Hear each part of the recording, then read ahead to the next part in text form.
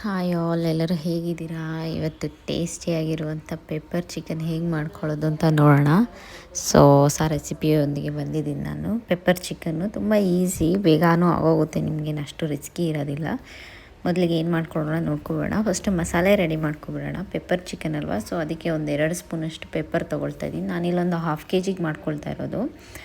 1 spoon ಸೋಂಪು, 1 spoon ಜೀರಿಗೆ ಸಾಕು. ಸ್ವಲ್ಪ ಅದು ಫ್ಲೇವರ್ ಬರೋವರೆಗೂ ನೀಟಾಗಿ ಫ್ರೈ ಮಾಡ್ಕೊಳ್ಳೋಣ. ಫ್ರೈ ಮಾಡ್ಕೊಂಡು ಇದನ್ನ ಮಿಕ್ಸಿಗೆ ಹಾಕಿ ಇಕ್ಕೊಬಿಡೋಣ.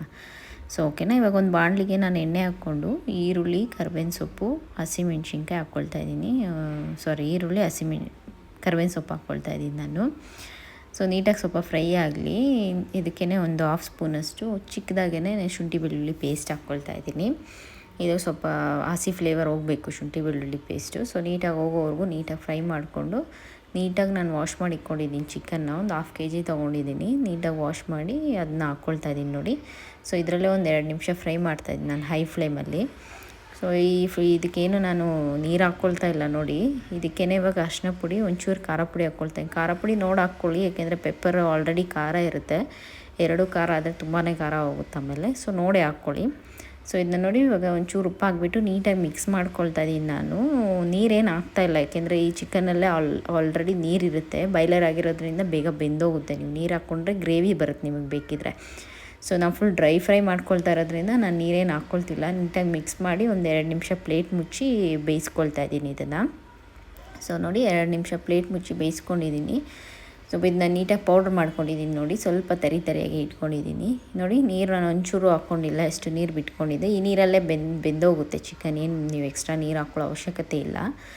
ಈ ನೀರೆಲ್ಲ ಇನ್ನೊಂದು ಸ್ವಲ್ಪ ಫ್ರೈ ಆಗಬೇಕು, ಎಳ್ಕೋಬೇಕು. ನೋಡಿ ಮತ್ತೆ ಒಂದು 5 ನಿಮಿಷ ಪ್ಲೇಟ್ ಮುಚ್ಚಿಕ್ಕಿ ನಾನು ಬೇಯಿಸಿದ್ದೀನಿ. ಈ ಥರ ಆಗಿದ್ದರೆ ಸಾಕು. ಒಂದು ಸ್ವಲ್ಪ ಲಾಸ್ಟಲ್ಲಿ ಹಾಕ್ಕೋಬೇಕು ನಾವು ಪೌಡ್ರನ್ನ. ಫಸ್ಟೇ ಹಾಕ್ಕೊಂಡ್ರೆ ತಳ ಹತ್ತಿಬಿಡುತ್ತೆ. ನೋಡಿ ಈ ಥರ ಆಗಿದ್ದಾಗ ನೀವು ಒಂದು 2-2.5 ಸ್ಪೂನಷ್ಟು ನಾನು ಅರ್ಧ kgಗೆ ಹಾಕ್ಕೊಳ್ತಾ ಇದ್ದೀನಿ, ಜಾಸ್ತಿ ಹಾಕ್ಕೊಳ್ತಿಲ್ಲ. ನೋಡಿ ಹಾಕ್ಕೋಬೋದು ನೀವು. ಖಾರ ಜಾಸ್ತಿ ಬೇಕಿದ್ರೆ ಮತ್ತೆ ಹಾಕ್ಕೋಬೋದು ನೀವು. ಇದನ್ನ ಹಾಕ್ಕೊಂಡು ನೋಡಿ ನೀಟಾಗಿ ಮಿಕ್ಸ್ ಮಾಡಿ ಇನ್ನೊಂದು 2 ನಿಮಿಷ ಪ್ಲೇಟ್ ಮುಚ್ಚಿಕ್ತಾ ಇದ್ದೀನಿ. ಏಕೆಂದರೆ ಆ ಶುಂಠಿ ಪೌಡ್ರದ್ದು ಫ್ಲೇವರ್ ಎಲ್ಲ ಚಿಕನ್ಗೂ ಹಿಡಿಬೇಕಲ್ವ. ಲಾಸ್ಟಲ್ಲಿ ಒಂಚೂರು ಕೊತ್ತಂಬರಿ ಹಾಕ್ಕೊಂಡು ಒಂದು 2 ನಿಮಿಷ ಪ್ಲೇಟ್ ಮುಚ್ಚಿಕ್ತಾ ಇದ್ದೀನಿ ನಾನು. 2 ನಿಮಿಷ ಆದಮೇಲೆ ನೀವು ತೆಗೆದಿಕ್ಕೊಂಡ್ರೆ ಆಗೋಗುತ್ತೆ ಚಿಕನ್. ಇದು ಹೆಂಗಿದ್ರು ಬೇಗ ಬೇಯುತ್ತಲ್ಲ. ಸರ್ವ್ ಮಾಡ್ಕೊಂಡು ತಿಂದರೆ ತುಂಬ ಟೇಸ್ಟಿಯಾಗಿರುವಂಥ ಪೆಪ್ಪರ್ ಚಿಕನ್ ರೆಡಿ ಆಗೋಗುತ್ತೆ ನಿಮಗೆ. ಅಷ್ಟೇ ನೋಡಿ, ಮುಗೀತಿದೆ ಇವಾಗ. ನೀವು ರಸಮ್ ರೈಸ್ ಏನಾನ ಮಾಡ್ಕೊಂಡು ಸೈಡ್ಸ್ಗೆ, ಇಲ್ಲ ಏನಾನ ಸೈಡ್ಸಿಗೆ ಬೇಕಿದ್ರೂ ಮಾಡ್ಕೊಂಡು ತಿಂತಾಯಿದ್ರೆ ತುಂಬ ಟೇಸ್ಟ್ ಚೆನ್ನಾಗಿರುತ್ತೆ ಪೆಪ್ಪರ್ ಚಿಕನ್. ಇದು ತುಂಬ ಈಸಿ ಕೂಡ ಮಾಡ್ಕೊಳ್ಳೋದಕ್ಕೆ. ಏನು ಜಾಸ್ತಿ ಇಂಗ್ರೀಡಿಯೆಂಟ್ಸ್ ಏನು ಬೇಕಾಗಲ್ಲ. ನೋಡಿ ಮಾಡ್ಕೊಳ್ಳಿ, ತುಂಬ ಟೇಸ್ಟ್ ಚೆನ್ನಾಗಿರುತ್ತೆ. ವಿಡಿಯೋ ಲೈಕ್ ಆಗಿದ್ರೆ ಲೈಕ್ ಮಾಡಿ, ಶೇರ್ ಮಾಡಿ, ಸಬ್ಸ್ಕ್ರೈಬ್ ಮಾಡಿ. Thank you.